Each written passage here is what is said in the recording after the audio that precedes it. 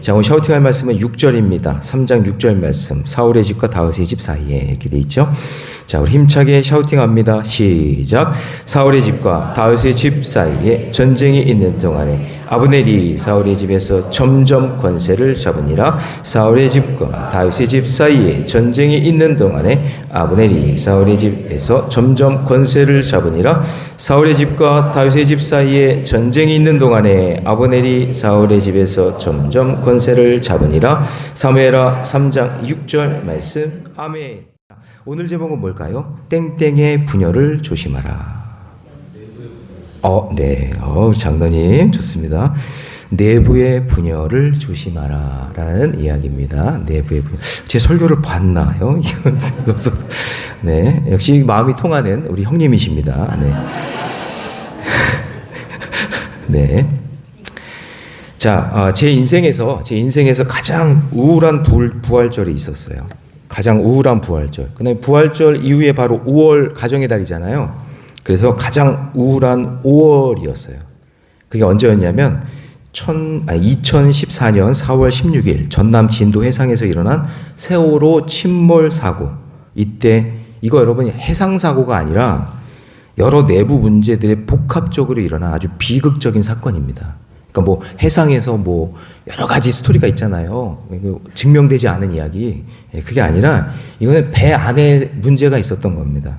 자, 일단 이제 무리한 중축이 있었던 거예요. 여러분 배도 중축을 합니다. 그 세월호는 원래 여러분 그거 아세요? 일본 배예요. 일본 배인데 일본에서 사용하던 배를 중고로 싸게 사온 거예요. 그래서 그거를 개조한 거예요. 개조해서 한국에 들어온 뒤 승객을 많이 태워야 되니까 승객을 더 많이 받도록 객실을 막 증축하고 하면서 배의 무게 중심이 달라진 거죠. 원래 배가 무게 중심을 견뎌야 되는 그 중심이 무게가 있는데 그것보다 훨씬 더 늘려놓은 거죠. 그러니까 배가 회전할 때 이럴 때 중심을 잃어버리면 쓰러지잖아요. 그러니까 증축을 그렇게 해버린 거예요. 그래서 무게가 달라진 겁니다. 쉽게 말해서 배가 기울어질 때 다시 균형을 잡는 힘이 약해진 거죠.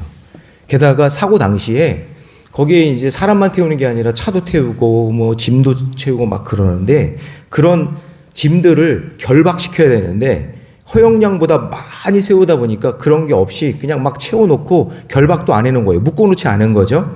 그러니까 배가 회전할 때 중심을 잃어버리니까 쏠릴 거 아니에요. 한쪽으로 일방적으로 쏠리니까 그게 무게를 잃어버리고 쓰러져서 침몰하게 된 겁니다. 그러니까 여러분 이게 잘 보세요. 뭐 외부에서 뭐 충격이 온 게 아니라 내부에 있었던 거예요. 배가 균형을 잃어버리니까 침몰된 거예요. 자, 그래서 여러분 이 사건을 제가 보면서 이 사건이 이게 부활절 전날에 있었거든요. 그러니까 부활절이 완전히 기쁨이 아니라 그냥 엉망이 돼버리고 그때 이제 전체 지방에 모여가지고 부활절 행사를 하려고 했었는데 그거 전부 다 취소되고 그 슬픔이 5월까지 이어지니까 5월이 그냥 가정의 달인데 막 슬프고 막 그냥 우는 소리 나고 어떤 분은 그 뉴스 볼 때마다 마음이 막 무너져가지고 우울증이 왔다는 분도 있더라고요. 그 여러분 이 전 국민이 우울증에 걸렸던 그 사건 아니겠어요?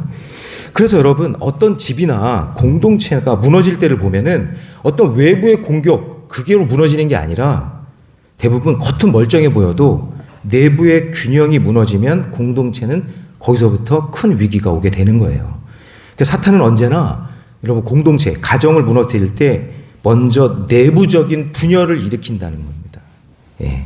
작은 의심, 욕심, 오해, 갈등, 그게 결국 가정 전체를 흔들어 버리는 거죠. 그래서 예수님도 이런 말씀을 하셨어요. 마가복음 3장 25절 말씀 같이 읽습니다. 시작. 만일 집이 스스로 분쟁하면 그 집이 설 수 없고 스스로 그 안에서 분쟁하면 설 수가 없다. 그러니까 좋은 집에 사는 게 중요한 게 아니라 그 집안의 내부에 분열이 없어야 되는 거죠. 갈등이 없어야 되는 거죠. 그래서 오늘 본문을 보면은 이게 거대한 어떤 왕국 이야기 같지만 그런 게 아니라 사실은 분열하는 가정의 이야기를 우리에게 보여주고 있는 거예요. 잘 보세요. 분열하고 있는 가정의 이야기예요. 나라의 이야기가 아니라. 그래서 모든 행복의 시작도 가정이고, 왜냐하면 하나님이 제일 먼저 만든 기관은 가정이기 때문에 그래요. 모든 행복의 시작도 가정이고 모든 분열의 시작도 가정이에요. 여러분 이거 정리를 해놓으세요. 제가 창세기는 천지창조 이야기가 아니라 뭐라 그랬죠? 가정기라 그랬죠? 가정에 대한 이야기예요. 1장, 2장에서 창세기는 끝나요. 천지창조는. 3장부터는 전부 다 가정 이야기죠. 가정이 행복의 시작이에요. 그런데 그 가정이 분열된다, 무너졌다. 그러면 분열의 시작이 되는 거죠. 그래서 다윗의 집은 점점 강해지지만 사울의 집은 언제부턴가 무너지기 시작해서 그래서 나중에는 분열하게 된다. 그래서 여러분 저는 오늘 성도들의 가정도 마찬가지예요. 겉모습만 번지르르한 가정 되지 마세요. 예. 속, 영적인 거, 내적인 거, 그 안이 기쁘고 감사한 가정 되시기를 주님의 이름으로 축복합니다. 자, 내부의 분열 조짐. 첫 번째는 뭐냐면요. 말씀의 불순종에서부터 시작이 되는 거예요. 이게 내부적인 일이기 때문에 그래요. 자, 여러분 오늘 본문 잘 보세요. 2절에서 5절까지 내용을 보면 갑자기 다윗의 아내들 이야기가 나오고 다윗의 아들들 이름이 나와요. 쭉 나와. 갑자기 뜬금없이. 그죠? 그러니까 다윗의 신앙에 대한 이야기가 아니라 업적에 대한 이야기가 나오는 게 아니라 다윗의 육적인 가족을 지금 언급하고 있는 거예요. 근데 어찌 보면 다윗 왕조가 무슨 왕권의 안정, 후계자가 확보되고 집안이 성장하고 그 점점 확장되고 있는 그런 모습. 어이구 아내가 6명이야. 어이구 자녀들도 많네. 이런 모습들을 보여주는 것 같아요. 이거를 잘못 해석하면 그런 느낌이에요. 그런데 여러분 잘 보세요. 다윗도 지금 말씀의 불순종으로 인해 무너질 수 있다라는 그런 분열의 위험 요소를 보여주려고 저 가정의 자녀들을 보여주는 거예요, 지금. 이걸 암시하고 있는 거예요.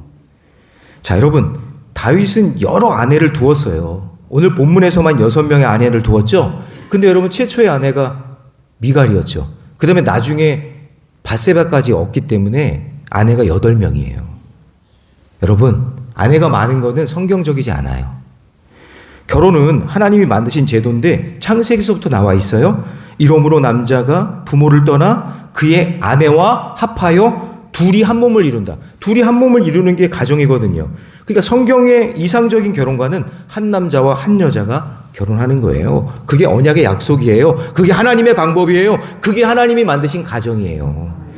그리고 예수님께서도 이 창세기 말씀을 인용하면서 한번 읽어볼까요? 마가복음 10장 9절 시작. 사람이 짝지어 주신 것을 사람이 나누지 못할지니라. 그런데 다윗이 하나님의 말씀보다 어떤 정치적인 목적으로 나중에 아내가 확장이 되니까 그 중에 한 여인, 이방 여인 마아가와 결혼을 합니다. 우리 3절이에요. 오늘 본문 3절 시작. 둘째는 기르압이라 갈멜 사람 나발의 아내였던 아비가일의 소생이요. 셋째는 압살롬이라 그술 왕 달메의 딸 마아가의 아들이요.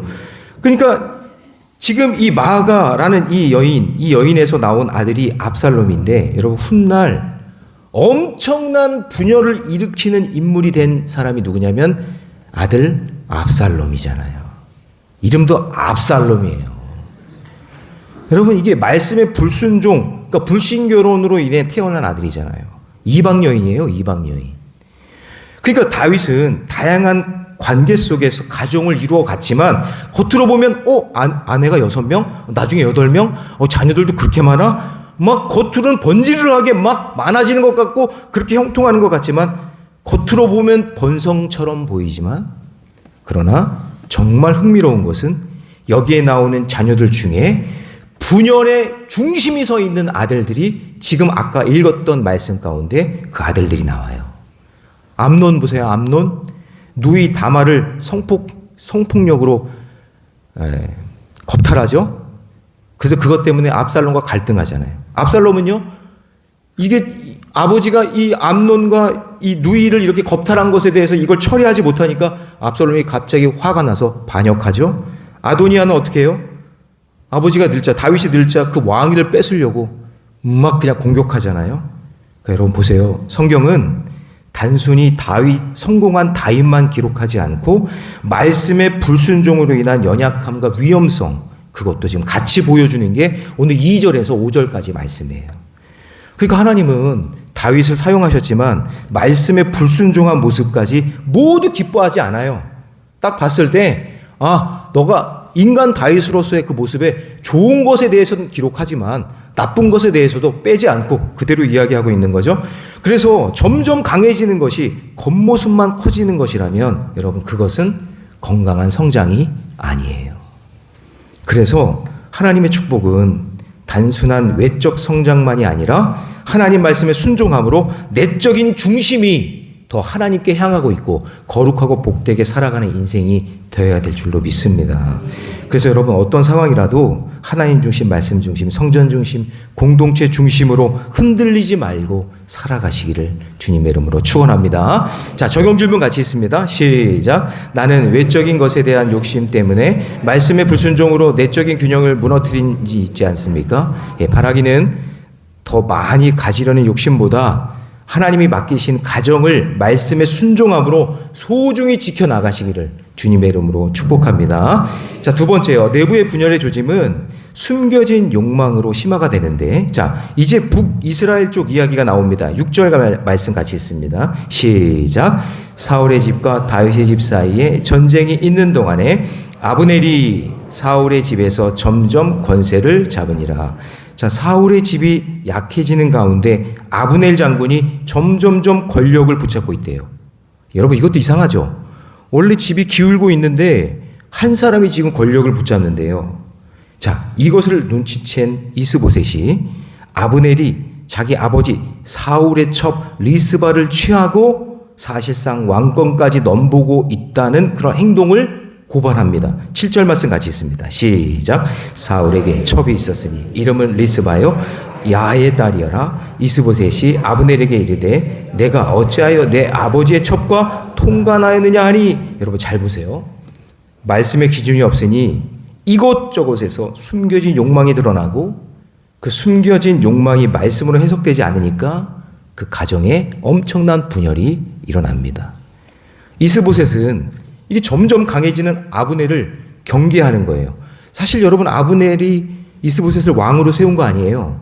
그러면 삼촌이니까, 사촌지간이, 그러니까 친척이니까 나를 위해서 이렇게 헌신해 준 것에 대해서 인정해 주고 바라봐 줘야 되는데, 아브넬이 점점점 강해지니까 저러다가 나를 죽이고 자기가 왕이 되려고 그러는 거 아니야?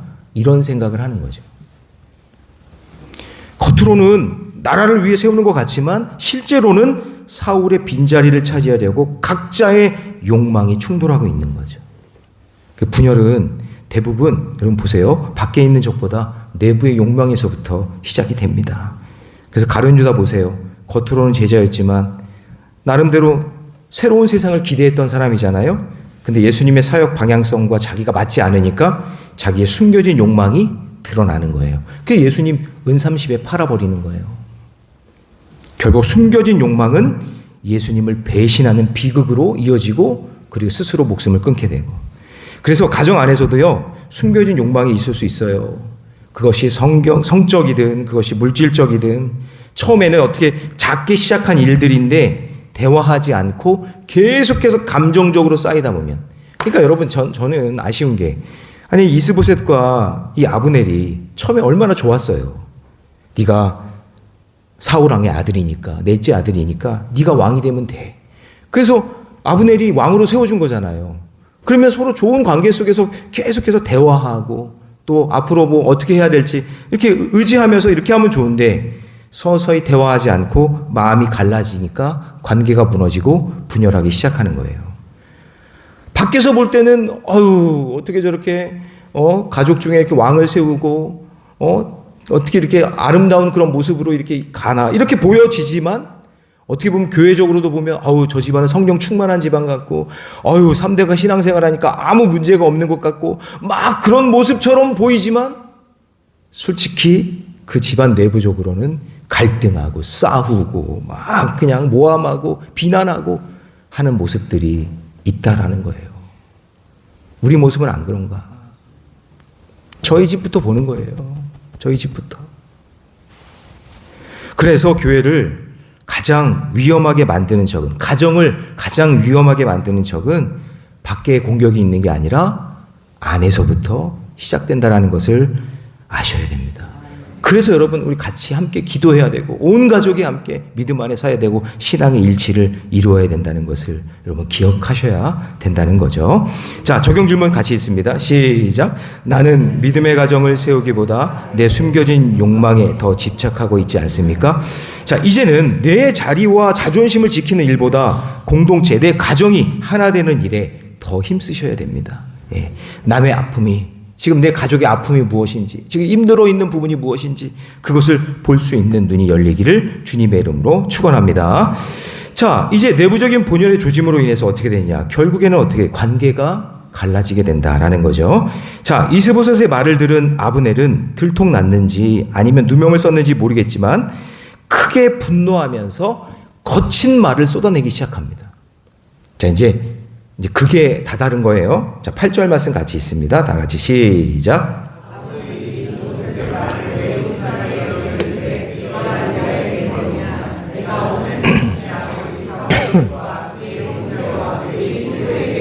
베풀어 당신을 다윗의 손에 내주지 아니하였거늘 당신이 오늘 이 여인에게 관한 허물을 내게 돌리는도다. 자, 여러분 여기서 내가 유다의 개머리냐?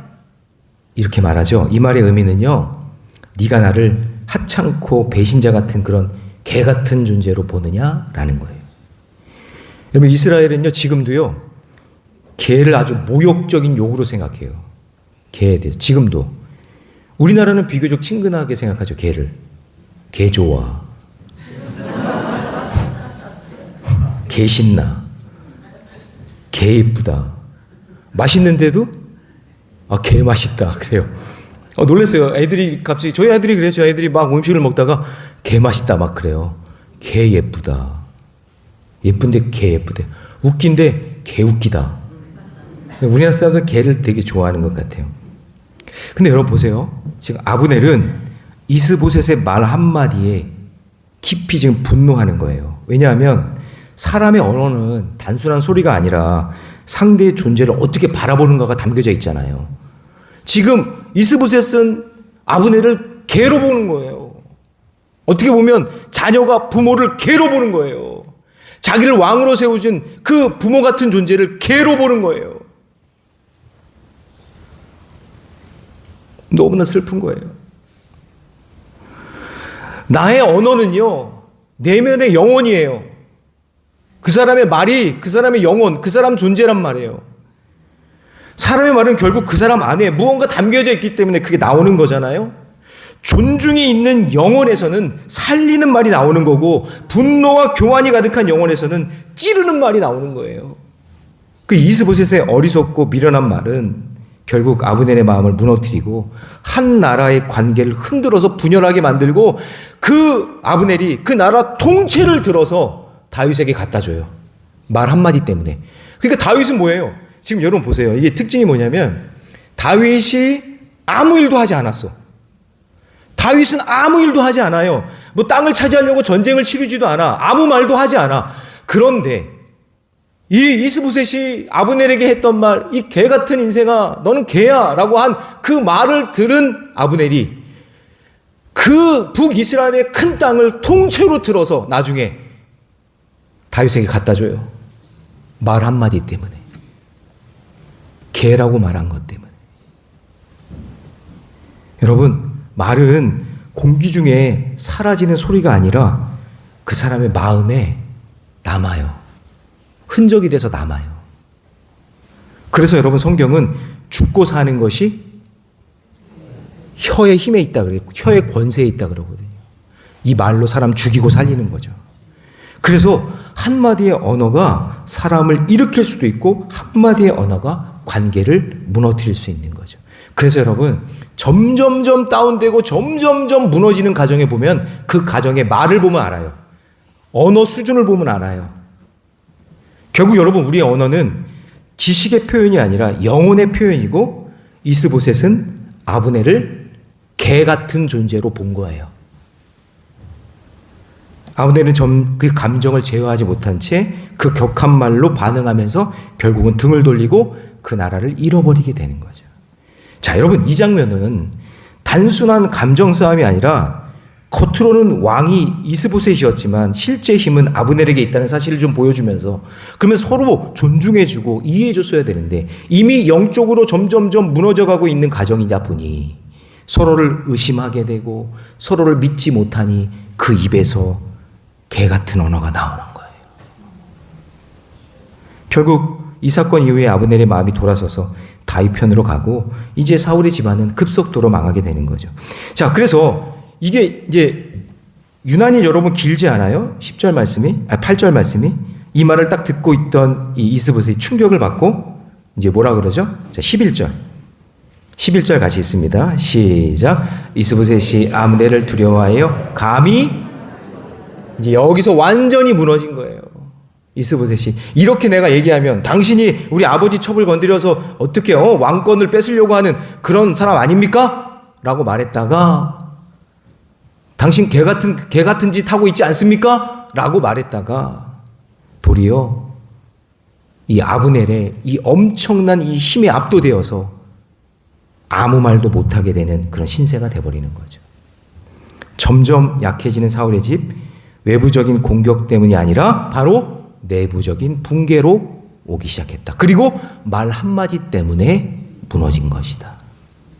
분열은 언제나 말에서 시작됩니다. 감정을 다스리지 못하면 공동체 가정 쉽게 무너집니다. 그래서 여러분 모세도 보세요. 분노를 다스리지 못하니까 반석을 2번 치잖아요. 그래서 가나안 땅에 못 들어가는 거예요. 우리 가정 안에서도 여러분 순간적인 내 감정의 통제가 안 돼서 내 입술로 나오는 그 말 한마디, 여러분 그 한마디가 내 부모를, 내 자녀를 죽일 수도 있는 겁니다. 특히 여러분 가까운 사이일수록 조심하세요. 말은 칼보다 더 깊은 상처를 줍니다. 그래서 분노는 눈에 보이지 않지만 분노를 자주 말하는 사람은 관계를 파괴하는 무기가 그 말 속에 담겨져 있는 거예요. 자, 적용 질문 같이 있습니다. 다 같이 시작. 나는 가정을 다스리지 못한 말로 가정과 공동체를 힘들게 하고 있지 않습니까? 여러분 감정을 다스릴 수 있는 말, 여러분 아름답고 복된 말, 생명을 살리는 말을 하시기를 주님의 이름으로 축원합니다. 자, 이제 말씀을 정리합니다. 사랑하는 성도 여러분, 오늘 분열은 하루아침에 생기지 않습니다. 작은 욕심과 숨겨진 감정이 쌓이면서 공동체를 흔들기 시작하는 거예요. 사울의 집은 외부보다 내부 문제가 더 컸기 때문에 무너진 겁니다. 반대로 하나님은 하나됨을 지키는 공동체 위에 은혜를 부어 주십니다. 한 나라가 무너진 것 말 때문이라는 것을 기억하셔야 돼요. 우리 가정도 예외가 아니에요. 우리 교회도 예외가 아니에요. 말이에요. 날마다 말씀과 기도로 여러분 내 의심을 깨치고 그리고 화평한 마음과 용서하고 용납하는 언어로 여러분 흔들리는 가정을, 흔들리는 공동체를 여러분의 말로, 입술로, 생명 살리는 말로 살려내기를 부탁을 드립니다. 오늘 다니엘부, 사무엘부 자녀들이 있다면 지금서부터 아이들이 차곡차곡 말씀의 은혜가 누적되어야 되거든요. 말씀의 은혜가 아이들이 다 듣고 있어요. 그 누적된 그 말씀이 그 인생을 세워가는 거예요. 예. 여러분 절대로 분열의 말, 악한 말 하지 마시고 존중하고 긍정적이고 행복한 말로 세워나가시기를 주님의 이름으로 축복합니다.